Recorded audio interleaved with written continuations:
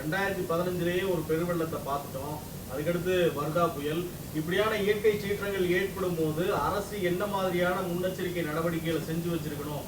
ஏன்னா 2 வருஷம் ஆட்சிக்கு வந்து 4000 கோடி அப்படிங்கிறது நேற்று ஆட்சிக்கு வந்து இன்னைக்கு யாரும் கேள்வி வைக்கல. இந்த 2 வருஷம் சரியா செயல்பட்டு இருந்தா இந்த பெருவெள்ளத்தை, இந்த பெருமழையை நம்ம எதிர்கொண்டிருக்கலாம். இதே வந்து அதிமுக வந்து ஆட்சியில் இருக்கும்போது இப்படி ஒரு பெருவெள்ளம் ஏற்பட்டா அரசின் அலட்சியம் அப்படின்னு குற்றம் சாட்டுறீங்க. திமுக இருக்கும்போது இயற்கை பேரிடர், எங்க வேணாலும் மழை வந்தா இப்படிதான் இருக்கும், வெளிநாடுகள்ல மழை வந்தாலும் இப்படிதான் சூழ்நிலை இருக்கும் அப்படின்னு நீங்க குறிப்பிடுறது சரியா? இல்ல, நீங்க தோழர் நீங்க ஒரு இந்த கேள்வி கேட்டிருக்கிறீங்க. நான் ஏற்கனவே பதில் சொன்ன மாதிரி, அதாவது என்னன்னா, சென்ற 2015 சென்னை ஃப்ளட்ஸ் நடக்கும் பொழுது அப்போ வந்து நீங்கள் எதிர்கட்சிகள் எல்லாம் வந்து இந்த அதிமுக அரசை வந்து குறை சொன்னீங்களே, இப்போ நீங்கள் ஏன் இப்படி சொல்கிறீங்க நீங்கள் ஒரு கேள்வி கேட்குறீங்க. அதுக்கு நான் பதில் சொல்கிறேன். இப்போ இன்றைக்கி பேஞ்ச மழை, இந்த 2 நாளில் பேஞ்ச மழை வந்து கிட்டத்தட்ட 60 சென்டிமீட்டருக்கு மேலே. அன்னைக்கு உங்களுக்கு பேஞ்ச மழையோடைய அளவு பார்த்தீங்கன்னா 30 to 35 சென்டிமீட்டர் தான் மழை பெஞ்சது. அது மாத்திரம் இல்லாமல் உங்களுக்கு எந்த முன்னறிவிப்பு இல்லாமல் அந்த காலகட்டத்தில் செம்பரம்பாக்கம் ஏரி சரி அதை திறந்து விட்டது. அதுவும் இல்லாமல் சில ஏரிகள் உடைஞ்சது. அதுக்குண்டான துரிதமான அந்த நடவடிக்கை எடுக்காமல் அந்த பிரச்சனையினால தான் அன்னைக்கு கிட்டத்தட்ட 200 பேருக்கு மேலே அன்றைக்கி இறந்தாங்க. இன்னைக்கு மரணம், ஒரு மரணம் தான் கூட பெரிய மரணம், அந்த குடும்பம் போச்சு இன்னைக்கு. அதெல்லாம் எனக்கு கஷ்டமாக தான் இருக்கு. இல்லை, இது வந்து இந்த தவறை வந்து அலட்சியத்தை நம்ம ஏத்துக்கிட்டோம் அப்படின்னா இந்த தவறை சரி ஏத்துக்கிறதுலே பிரச்சனை இல்லை. வெள்ளம் வந்தா இப்படியே இயற்கை பேரிடர் வரத்தான் செய்யும் தம்பி. இல்லை தம்பி, நான் சொல்றேன், உடனே சொல்றேன், இதை வந்து தவிர்க்க முடியாதுன்னு சொல்றது அது வாஸ்தவம். அதே நேரத்தில் இப்போ இந்த எக்ஸ்பீரியன்ஸை, இந்த அனுபவமே பொறுத்த வரைக்கும் இந்த அரசாங்கத்துக்கு சரி, இந்த அதிகாரிகள் சரி, சில இடங்கள்ல நம்ம சரி இப்படி பண்ணியிருக்கலாங்கிறது கண்டிப்பாக அவங்களுக்கு தெரியாமல் இருந்திருக்காது. வருங்காலங்களில் பொறுத்த வரைக்கும் இன்னும் சின்ன அந்த குறைபாடுகளையும் அவங்க நிவர்த்தி பண்ணணும் தான் என்னுடைய, உங்களை மாதிரி நான். ஏன்னா உடைமைகள் எத்தனை பேருக்கு பைக்கு, காரு, வீடுகள் இருக்கிறதெல்லாம் போயிருக்கு. அந்த வழி எனக்கு தெரியும். வந்து இந்த சென்னை ஃப்ளட்டுக்கு வந்தால் முதல்வர் தொகுதியே மிதக்குது. என்னென்ன வேலைகளை வந்து அரசு வந்து துரிதப்படுது? அதாவது வர்ற புயலுக்கு வந்து என்னன்னா, அது முதலமைச்சர் தொகுதின்னு எல்லாம் தெரியாது. வர்ற புயல் அடிக்கதான் செய்யும். நீங்கள் வந்து என்னன்னா தாழ்வான பகுதிகள் பொறுத்தவரைக்கும் ஜாஸ்தியான பாதிப்பு. இந்த 4000 கோடி நீங்கள் செலவு பண்ணியிருந்தாலும் கூட, ஏன் அமெரிக்கா, யூரோப்பில் கூட போகும்போது இந்த மாதிரி இயற்கை சீற்றங்கள் வரும்பொழுது அங்கே நகரங்கள் ஸ்தம்பிக்கிறேன் நான். அப்படி இருக்கும் பொழுது நம்ம ஊரில் வந்து இது தவிர்க்க முடியாத ஒரு இதுதான் சொல்லுவேன் நான். அந்த நேரத்தில் அரசாங்கத்தை குறை சொல்றதை விட அவங்களால என்னென்ன செய்ய முடியும் அதை தான் செய்யணுமே தவிர குற்றஞ்சாட்டுறது, கொச்சைப்படுத்துறது, இந்த முயற்சியை கொச்சைப்படுத்திருக்க கூட நான் சொல்லுவேன் நான். நம்மளுடைய தமிழக அரசு இந்த கடுமையான இந்த பாதிப்பால் பாதிக்கப்பட்ட மக்கள், தமிழகம், இதுக்கெல்லாம் வந்து கிட்டத்தட்ட 6000 கோடி தேவைன்னு சொல்லியிருக்கிறாங்க. ஒன்றிய அரசு உதவி செய்ய வேண்டும் சொல்லியிருக்கிறாங்க. குறைந்தபட்சம் ஒரு 5000 கோடினாச்சும் உடனடியாக ஒன்றிய அரசு செய்ய வேண்டும் சொல்லிட்டு நம்முடைய தமிழக அரசு ஒரு கோரிக்கை வச்சிருக்கிறாங்க. அவருடைய சகோதரர் அண்ணாமலையை பொறுத்த வரைக்கும் அவருடைய இயக்கம், அவங்க தான் பாஜக, ஒன்றிய அரசு இருக்கிறாங்க. குறைந்தபட்சம் இந்த 5000 கோடினாச்சும் தமிழ்நாட்டுக்கு வாங்கி கொடுக்க வேண்டியது அவருடைய கடமை. இந்த வெள்ள பாதிப்புகளை தமிழ்நாடு அரசு எப்படி ஹேண்டில் பண்ணுறது? 2 நாள் ஆச்சு, வெள்ளம் இன்னும் வடியாத நிலை, பல இடங்களில் வந்து மக்கள் தவிக்கிறாங்க. நீங்கள் செய்தியாளர் உங்களுடைய கேள்வி ஒரு உண்மையான நல்ல ஒரு கேள்விதான். இன்றைக்கும் சென்னையை சுற்றி இருக்கிற சில மாவட்டங்களில் பொறுத்த வரைக்கும் நீர் வடியாமல் மக்கள் அவங்களுடைய உடைமைகளை இழந்திருக்கிறாங்க. பல சிரமத்துக்கு உள்ளாயிருக்கிறாங்க, மறுப்பதற்கு இல்லை. ஆனால் வந்து வரலாறு காணாத ஒரு இயற்கையின் சீற்றம் 2015 வந்து சென்னை ஃப்ளட்ஸ் நம்ம எல்லாரும் பார்த்தோம். அப்போ கூட கிட்டத்தட்ட வந்து 30 to 35 சென்டிமீட்டர் தான் மழை அந்த 2 நாளில் பேஞ்சது. இன்றைக்கு பொறுத்த வரைக்கும் இந்த மழையில் பொறுத்த வரைக்கும் கிட்டத்தட்ட 60 to 70 சென்டிமீட்டர் மழை பெஞ்சிருக்கு. வரலாறு காணாத இந்த மழை இந்த 2 நாளில். நீங்கள் இன்னொரு முக்கியமான விஷயம் என்னென்னா, உங்களுக்கு கடலின் நீர்மட்டம் ஹை டைட், லோ டைட்னு சொல்லணுமோ, இந்த நேரத்தில் இந்த ஹை டைட், இந்த புயல் இருக்கிற இந்த நேரத்தில், மழை பெஞ்சிருக்கிற நேரத்தில் இந்த ஹை டைட்டில் பொறுத்த வரைக்கும் என்னென்னா, என்ன பிரச்சனைனா, கடலின் நீர்மட்டம் ஜாஸ்தியாக இருக்கிறதுனால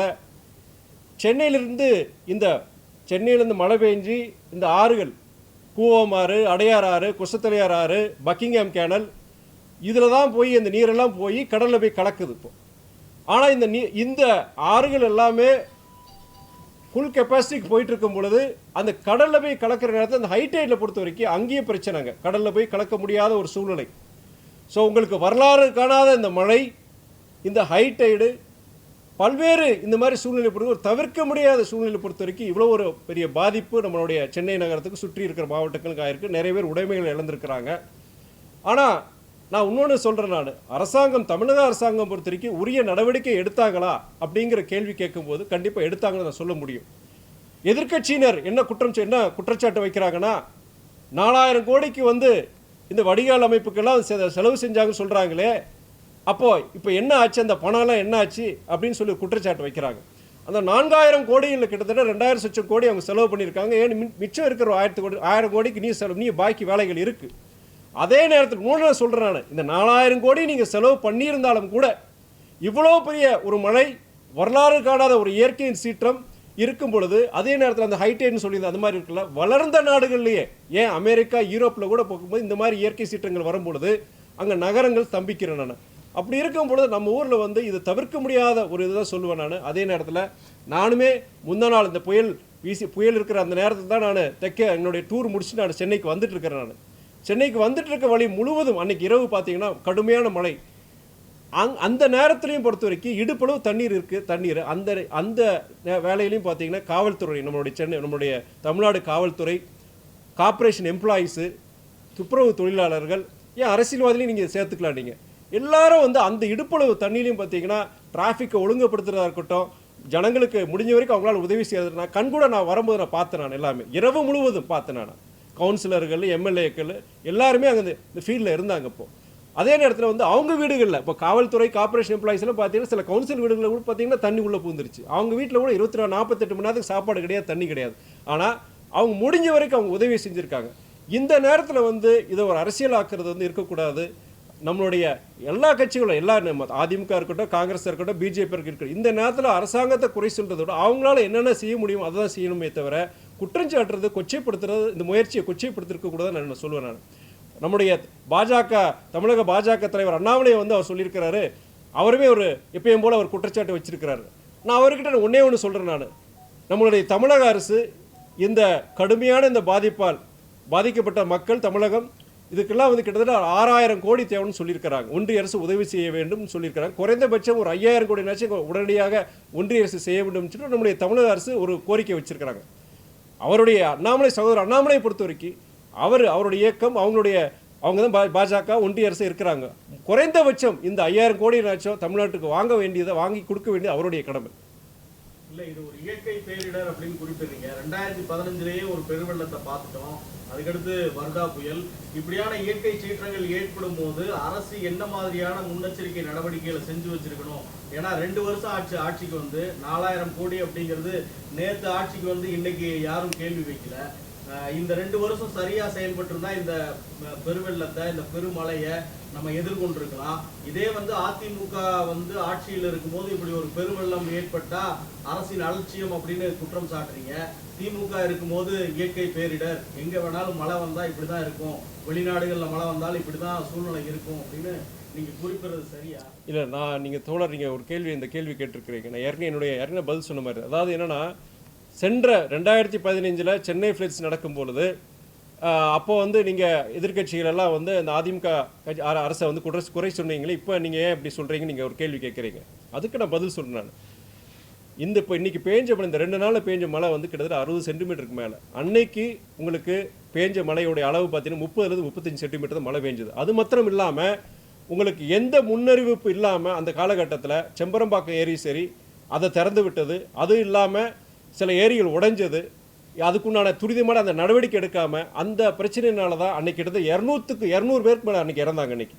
இன்னைக்கு மரணம், ஒரு மரணம் தான் கூட பெரிய மரணம், அந்த குடும்பம் போச்சு இன்னைக்கு. அதெல்லாம் எனக்கு கஷ்டமாக தான் இருக்குது. அதே நேரத்தில் உயிரிழப்புகள் பார்க்கும்போது கிட்டத்தட்ட ஒரு 7-8 பேர் இறந்துருக்கிறாங்க. ஒரு காவல்துறை சார்ந்த ஒரு நபரும் இறந்துருக்கிறாரு. அப்போ நீங்கள் 2015 சென்னை ஃப்ளட்ஸ் நடக்கும்போது அப்போ உங்களுக்கு பத்திரிக்கையில் உங்களுக்கு தெரியாத விஷயங்கள் கிடையாது. அன்னைக்கு எந்த முன்னறிவிப்பு இல்லாமல், எந்த முன்னெச்சரிக்கை ஒரு நடவடிக்கை எடுக்காமல் அன்றைக்கி ஒரே நேரத்தில் அவ்வளோ தண்ணி வரப்போய் தான் அத்தனை பேர் அன்றைக்கி இறந்தாங்க. இன்னைக்கு பொறுத்த வரைக்கும் இந்த இரட்டிப்பு, நீங்கள் அதே சென்னை ஃப்ளட்ஸை பொறுத்த வரைக்கும் அது பெரிய உங்களுக்கு எப்படி நடந்து உங்களுக்கு தெரியும். இன்றைக்கி வந்து அதோட டபுள் மடங்கு கிட்டத்தட்ட 70 சென்டிமீட்டர் மழை பெஞ்சிருக்கு 2 நாட்களில். முடிஞ்ச வரைக்கும் அரசாங்கம் எல்லாமே செஞ்சுருக்கு. நீங்கள் அதான் சொல்கிற இந்த 4000 கோடிக்கு நீங்கள் திட்டத்தை, இந்த வடிவால் திட்டத்தை முழுமையாக அவங்க நிறைவேற்றிருந்தாலும் கூட இதை நீங்கள் தவிர்க்க முடியாதா? என்னுடைய இதுதான். நீங்கள் நீங்கள் யார்கிட்ட வேணால் கேட்டுக்கலாம். நீங்கள் நான் மறுபடியும் சொல்கிறேன், வளர்ந்த நாடுகளிலே கூட இது நடந்தால் கூட இது நடந்து இந்த மாதிரி ஒரு இயற்கை சீற்றம் வரும்போது ஜப்பான்லேயும் நடந்திருக்கு. உங்களுக்கு ஜப்பான் நடந்து சுனாமி வரும்போது சரி, நீங்கள் அமெரிக்காவில் வருஷம் புயல்கள் வரும்போது அங்கே இருக்க நாடுகளே பாதிக்கப்பட்டிருக்கு. எப்படிங்க ஜப்பான்ல நிலநடுக்கம் வரதெல்லாம் தெரியாது இல்லை, அவங்க வந்து நிலநடுக்கம் ஏற்படுறது அப்படிங்கிறது இல்லை உன்ன சொல்லிடுறானே நீங்கள் இதே இல்லை சகோதரர் உன்ன சொல்லிடுறேன். நான் நீங்கள் கேட்குற கேள்வி நான் அப்ரிஷியேட் பண்ணுறேன். நான் எனக்கு ஒரு விளக்கம் கொடுக்க எனக்கு ஒரு வாய்ப்பாகுது. எனக்கு நீங்கள் சொல்கிறீங்க புயல் யாருனே வருது தெரிஞ்சது இல்லையா, தெரிஞ்சதில்லை, அப்போனா வந்து இனியும் கொஞ்சம் முன்னெச்சரிக்கை நடந்துக்கலாங்க உங்களை கேள்வி கேட்குறேன். வாஸ்தவம் தான். ஆனால் டெக்னிக்கலி ஸ்பீக்கிங் என்னென்னா, இந்த புயல் பொறுத்த வரைக்கும் அவங்க வந்து 8 மணி நேரம் இந்த இடத்துல வந்து அதே நம்ம சென்னையை சுற்றி இந்த இடத்துல நிற்கணும் யாரும் எதிர்பார்க்கல. அதனால் இயற்கை சீற்றம்ங்கிறது அதை சொல்லணும், இயற்கை விபத்து சீற்றம் அதான் சொல்லணும். புயல் வருவது சாத்தியம், புயல் வருவது எல்லாருக்கும் தெரிஞ்சது. ஆனால் அதோடைய திசை பொறுத்த வரைக்கும் எந்த நேரத்தில் எங்கே போகுங்கிறது கடைசி வரைக்கும் யாருக்கும் தெரிய முடியாது, நீங்கள் ப்ரொஜெக்ட் பண்ண முடியாது. ஓரளவாக சொல்லலாம், ஆனால் உத்தியாசம் இப்படி தான் போகும் நம்ம சொல்லலாம். ஆனால் இங்கே தான் வரும் இங்கே தான் போகும் அப்படின்னு நம்ம சொல்ல முடியாது.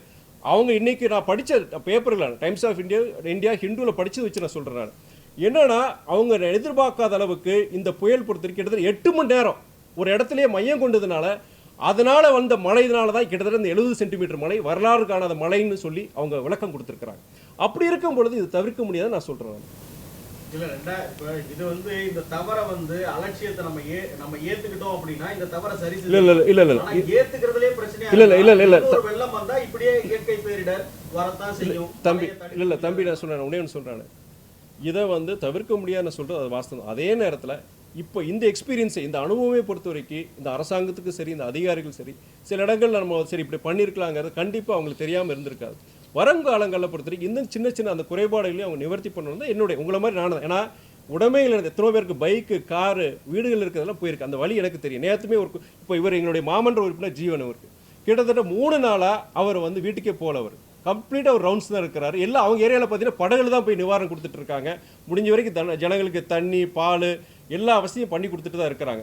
ஆனால் வந்து ஒரு கட்டத்துக்கு மேலே அவங்களால செய்ய முடியாது, அவங்களுக்கு கஷ்டம். நேற்று சாப்பாடு கொடுக்குற இடத்துலையும் கூட கிட்டத்தட்ட 1500 பேருக்கு நான் போய் சாப்பாடு கொடுத்தேன். கொடுக்குற இடத்துல கூட சில பேருடைய அவங்க அந்த மன கஷ்டத்தில் வேதனையெல்லாம் அவங்க வந்து நம்மளுக்கு இது அவங்க வருத்தப்படுறாங்க. அதை நான் வந்து இதாக எடுத்துக்கல.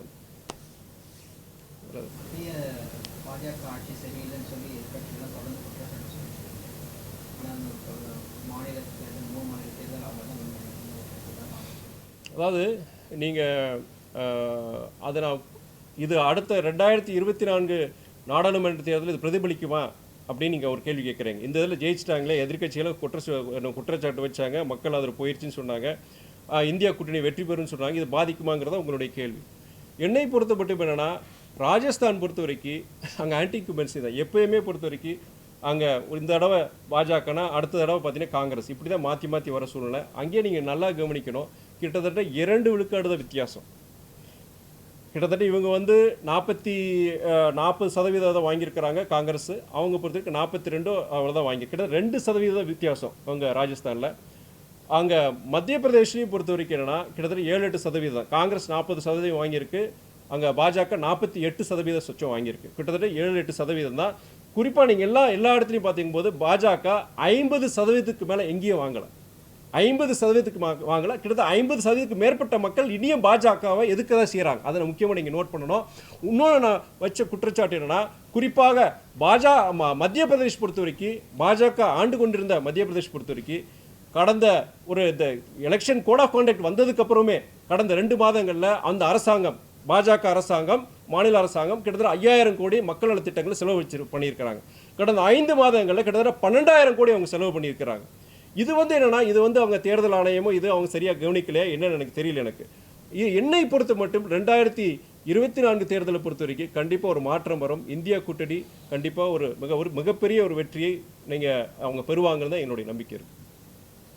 இந்தியா கூட்டணியை பொறுத்தவரை நடுநிலையாக இருந்து மக்களுக்கு கேம்பெயின் பண்ணுறதுலாம் நடுநிலையாக பண்ணுறோம் அப்படிங்கிற பேரில் நம்ம பண்ணிருக்கோம். ஆனால் பாஜகவோட இந்துத்துவ தாண்டி இந்தியா வளையம் பண்ண முடியலங்கிறத நிதர்சனமாக இருக்கா தேர்தல் முடியல? தம்பி, இது நான் நேற்று இன்ஃபேக்ட் முன்னாள் ப்ரெஸ் மீட்டில் ரிசல்ட் வந்தவுடனே நான் ஒரு கருத்தை சொன்னேன். அதாவது வந்து நீங்கள் ஒரு பேட்டர்னை நீங்கள் பார்க்கலாம். இன்ஃபேக்ட் நீங்கள் உங்களை மாதிரி நிருபர்கள் நிறைய பேர் அந்த இன்ஃபேக்ட் ரிப்போர்ட் பண்ணியிருக்காங்க. என்னென்னா, தென்னிந்தியை பொறுத்த வரைக்கும் நீங்கள் எல்லாமே அங்கே பாஜக அவ்வளோ தூரம் வர முடியல. தெலுங்கானாவில் இன்றைக்கி காங்கிரஸ் அங்கே வெற்றி பெற்றிருக்கு. நீங்கள் ஓவராலாக பார்க்கும்போது சமீபத்தில் கூட உங்களுக்கு கர்நாடகாவில் வந்து அவங்க பாஜக அங்கே ஆட்சி இழந்தாங்க. காங்கிரஸ் அங்கே ஆட்சி பெற்றிருக்கு. ஸோ தென்னிந்தியாவில் பொறுத்த வரைக்கும் ஓரளவு வந்து பாஜகனால கால் பதிக்க முடியல. ஏற்கனவே அவங்களுடைய வென்ற இடங்கள்லேயே தோற்றுருக்குறாங்க. வட இந்தியாவில் பொறுத்த வரைக்கும் அங்கே நிறைய ஜெயிச்சிருக்கிறாங்க. பட் அதையுமே அந்த வெற்றி பொறுத்த வரைக்கும் 50 விழுக்காடு மேலே இனிய ஜனங்க அங்கே பாஜக இருக்கிறாங்கிறது முக்கியமான ஒரு செய்தி. அங்கேயுமே வெற்றி வீதம் ராஜஸ்தானில் 2% தான். அங்கே மத்திய பிரதேஷ்லேயும் அங்கே ஆளுங்கட்சி இத்தனை ஆயிரம் கோடி அவங்க அந்த அரசாங்கம் செலவு பண்ணியும் கிட்டத்தட்ட 7-8 விழுக்காடு தான் அங்கே வித்தியாசம். பொலிட்டிக்கல் அவேர்னஸ், நான் அதுக்காண்டி குறையாக சொல்லலை, தப்பாக சொல்லக்கூடாது. பொலிட்டிக்கல் அவேர்னஸ்ன்னு சொல்லுவேன் நான். பொலிட்டிக்கல் அவேர்னஸ் தென்னிந்தியாவில் ஜாஸ்தி, இங்கே லிட்ரஸி ஜாஸ்தி, அங்கே பொறுத்தவரைக்கும் அவ்வளோ கிடையாது. அதனால் உங்களுக்கு மதவாத அரசியல் இதெல்லாம் பார்க்கும்போது நீங்கள் ஜாதி மதத்தை சொல்லும் போது எப்பவுமே டக்குன்னு பற்றிக்கோங்க. நீங்கள் டெவலப்மெண்ட் பாலிடிக்ஸ் பொறுத்த வரைக்கும் கஷ்டமான விஷயம். ஓரளவு நீங்கள் கேரளா ஒரு உதாரணமாக சொல்லலாம். நம்மளே தமிழர்கள் நிறைய பேர் நம்ம சொல்கிறோம், கேரளா பற்றி சொல்கிறோம். கேரளா ஒரு மாடல் ஸ்டேட்டாக நம்ம சொல்கிறோம். நம்ம அங்கெல்லாம் இப்படி அரசியல்வாதிகளும் அரசியல் நம்ம ஏமாற்ற முடியாது. வட இந்தியாவில் பொறுத்த வரைக்கும் அந்த மாதிரி அவேர்னஸ் இல்லாதனால அங்கே வந்து அங்கே வெற்றி பெறதுக்கு பாஜக வெற்றி பெறதுக்கு வாய்ப்புகள் ஜாஸ்தி. காங்கிரஸ் செய்கிற பாலிடிக்ஸை மாற்றிக்கணும் அப்படின்னு நினைக்கிறீங்களா? காங்கிரஸ் இல்லை காங்கிரஸ் செய்கிற பாலிடிக்ஸை மாற்றிக்கணும்னு சொல்கிறத விட நான் பொதுவாக நீங்கள் வட இந்தியான்னு சொல்லல தென்னிந்தியான்னு சொல்கிறேன். நான் பொதுவாக நான் ஒரு மெசேஜ் எல்லார்கிட்டையும் சொல்கிறேன். மதம் ஜாதி கடந்த ஒரு அரசியலை தான் ஜனங்க பார்க்கணும்னு நான் சொல்கிறேன். ஏன்னா வந்து இன்றைக்கி யாராக இருந்தாலும் சரி, சாதாரண நீங்கள் ஒரு ஊராட்சி மன்றமாக இருக்கும், ஊராட்சி மன்ற தலைவராக இருக்கட்டும், கவுன்சிலராக இருக்கட்டும், சின்ன லெவலே சொல்கிறேன் நான். யாராவது அங்கே பேசுகிறாங்க, அரசியல் பேசுகிறதுங்கிறது எப்படின்னா அந்த பகுதியில் நீங்கள் என்ன செஞ்சீங்க, என்ன செய்கிறீங்கன்னு சொன்னீங்க. இப்போ நம்ம இந்த பிரச்சனை நடக்குது, இப்போ ஒரு விவாதம் நடக்குது, ஆளுங்கட்சி என்ன செஞ்சாங்க, சரியாக தவறிட்டாங்களா, இவ்வளோ பிரச்சனை அதனால தான் ஒரு விவாதம் நடக்குது. இது பரவாயில்ல, இது ஹெல்த்தி பாலிடிக்ஸ். ஆனால் எங்கே போனாலும் பொறுத்த வரைக்கும் நீங்கள் மத அரசியல் விட்டுருக்க, ஜாதி அரசியல் பொறுத்த வரைக்கும் இன்றைக்கி நாட்டையே தமிழ்நாட்டையும் எல்லா இடையும் சீரழிக்கிறது பார்த்தீங்கன்னா இந்த ஜாதி அரசியல் தான். இதுக்கு வந்து முற்றுப்புள்ளி எங்கே ஆரம்பிக்கணும், ஜனங்கிட்ட தான் வரணும். என்னைக்கு அந்த அவேர்னஸ் வரும், அதாவது அந்த நீ என்ன செஞ்சீங்க, என்ன செய்ய போகிறீங்க, அதுதான் விவாதமாக இருக்குமே தவிர இந்த ஜாதி மதத்தை விட்டு வெளியே வரணுங்கிறதா இது. அது மக்கள்கிட்ட தான் ஆரம்பிக்கணும். என்னைக்கு அந்த அவேர்னஸ் வருதோ அன்னைக்கு ஜனங்களும் அரசியல்வாதிகள் அரசியல் இயக்கங்களும் மாறும் தான் நான் தொடர்ந்து சொல்லிட்டு வரேன். சனாதன பேச்சு தான் வந்து இந்த காங்கிரஸ் வெற்றியை பாதிச்சிருச்சு. இல்லை அந்த மாதிரி பிரச்சாரத்தை வந்து பாஜக வச்சாங்க. நீங்கள் வட மாநிலங்களில் குறிப்பாக வந்து இந்த சனாதன தர்ம இந்த சர்ச்சையை வந்து ஒரு பிரச்சார விவாதமாக வச்சு இதெல்லாம் இந்த மாதிரி ஒரு இதை வந்து காங்கிரஸ் ஆதரிக்கிறாங்க. தவிர அதில் பொய்களும் உண்டு.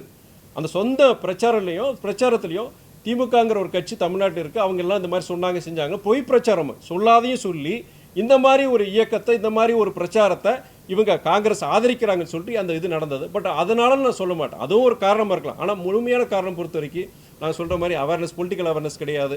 மத்திய பிரதேசத்தை பொறுத்த வரைக்கும் அங்கே இருக்கிற ஆளும் பாஜக கட்சி கிட்டத்தட்ட 12,000 கோடி அந்த மக்கள் நல பணிகள் அவங்க இலவசங்கள் பற்றி திட்டுறாங்க செய்கிறாங்க. ஆனால் அவ்வளோ கொட்டியிருக்காங்க அங்கே மத்திய பிரதேசத்தை பொறுத்த வரைக்கும். ஏன் கொட்டணும் நான் கேட்குறேன் நான்.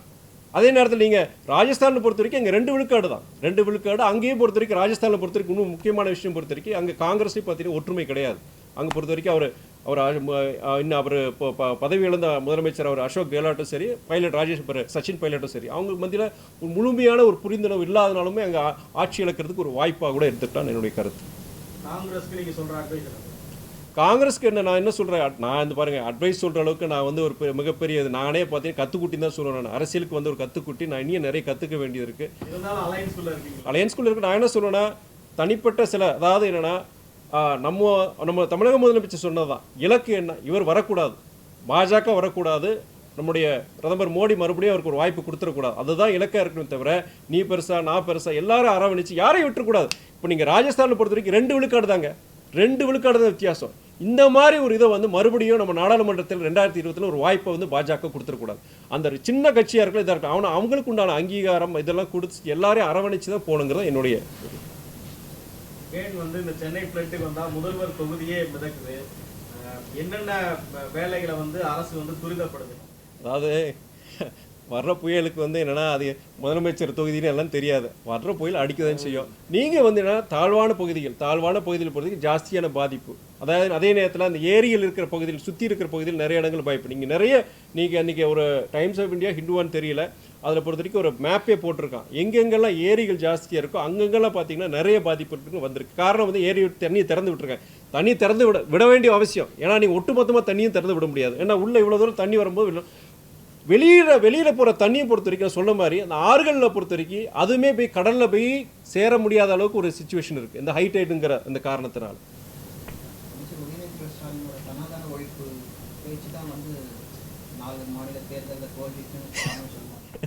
வாய்ப்பே கிடையாதுங்க. வாய்ப்பே கிடையாதுங்க. அது என்னன்னா அது கூட்டணி கட்சிக்குள்ள ஒரு குழப்பத்தை உருவாக்குறதுக்கும் நீங்கள் மறுபடியும் சொல்லணும் அந்த மதவாத அரசியலை வந்து வச்சு நீ அரசியல் பண்ணுறதுக்கான இதாக இருக்குமே தவிர சகோதரர் உதயநிதியோடைய அந்த பேச்சினால வந்து இது வந்துச்சுங்க பின்னடைவுங்கிறத வாய்ப்பே கிடையாது. 100க்கு 100 கிடையவே கிடையாது.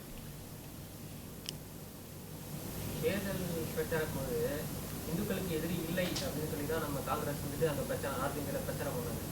அப்படி இருந்தும் தோல்விக்கான காரணம் என்ன? நான் அதான் சொல்கிறேன் உங்களுக்கு. ஃபஸ்ட்டு ராஜஸ்தானில் பொறுத்த வரைக்கும் அங்கே வந்து ஆன்டி கியூபன்ஸ் நம்ம இங்கே பார்த்துருக்கோம். நீங்கள் இங்கே தமிழ்நாட்டில் பொறுத்த வரைக்கும் ஒரு காலகட்டம் வரைக்கும்னா அவர் கலைஞரையாக இருக்கும்போது ஜெயலலிதா அம்மையார் இருக்கும்போது மாற்றி நம்ம பார்த்துனோம். ஒரு தடவை வந்து இப்போ நம்ம அதே மாதிரி தான் மற்ற மாநிலங்கள் பார்க்குறோம். அது எப்பயுமே ராஜஸ்தானில் அப்படி அதே மாதிரி தான் இருந்திருக்கு. ஆனால் ராஜஸ்தானில் தோல்விக்கு முக்கிய காரணம் வந்து அங்கே காங்கிரஸ்க்குள்ளே அங்கே ஒரு ஒற்றுமை இல்லாத ஒரு காரணம் சொல்ல 2% வாக்கு வித்தியாசத்தில் தான் தோற்றுருக்குறாங்க. முழுமையாக இந்த நடந்து முடிந்த இந்த தேர்தலை பொறுத்த வரைக்கும் 50 விழுக்காட்டுக்கு மேலே இருக்கிற மக்கள் வந்து இனியும் பாஜக எதிர்த்துட்டு தான் இருக்கிறாங்க.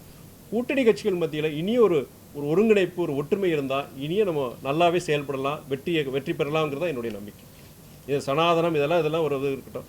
அதே மாதிரி சொல்கிற அந்த பொலிட்டிக்கல் அவேர்னஸ் இந்த லிட்ரேசி லெவல்ஸ் எல்லாம் வந்து வழக்கு வந்து கம்மியாக இருக்கிறதுனால இந்த மாதிரி ஏமாற்றி இந்த மாதிரி மத அரசியல் பண்ணும்போது அவங்களுக்கு ரொம்ப எளிதாக இருக்குது அவங்களுக்கு பாஜக. அவங்க நன்றிங்க. இந்த மழையில் இதுலேயும் சிரமத்துலையும் எவ்வளோ பேரும் வந்திருக்கிறீங்க, அதை எனக்கு ரொம்ப சந்தோஷம், நன்றி. ஏன்னா எல்லா டிராஃபிக் ஜாம் அண்ணாலேருந்து வரதுக்கு எனக்கே 1.5 மணி நேரம் ஆச்சு. எனக்கு பயங்கர டிராஃபிக் ஜாமு, எல்லா வீடுகள்லையும் பிரச்சனை தான். எல்லாம் கிட்டத்தட்ட 2 நாளாக 3 நாளாக கரண்ட்டு கிடையாது.